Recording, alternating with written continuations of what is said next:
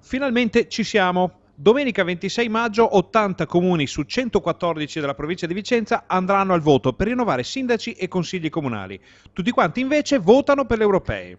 La notizia più importante di questa tornata di amministrative è quella legata alle cosiddette situazioni monolista. In 16 comuni si è presentata una sola lista. Questo vuol dire che devono andare alle urne il 50% più uno degli aventi diritto al voto, altrimenti l'amministrazione verrà commissariata. Per molti questo dato, che nel Vicentino si avvicina al 20% dei comuni al voto, significa che il ruolo di sindaco non è più ambito come un tempo, per molti motivi, e che la disaffezione verso la cosa pubblica è ormai preoccupante.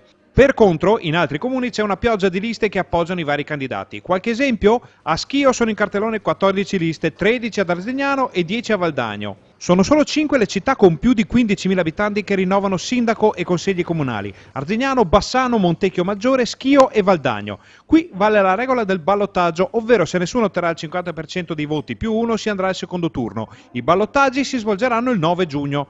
Al voto in questa tornata i 3 comuni più piccoli della provincia: Laghi, che è anche quello con la minor densità abitativa, Laste e Tonezza, che messi assieme non fanno neppure 1000 abitanti. Al voto pure i 4 più alti: Gallio, Asiago, Foggia e Roana.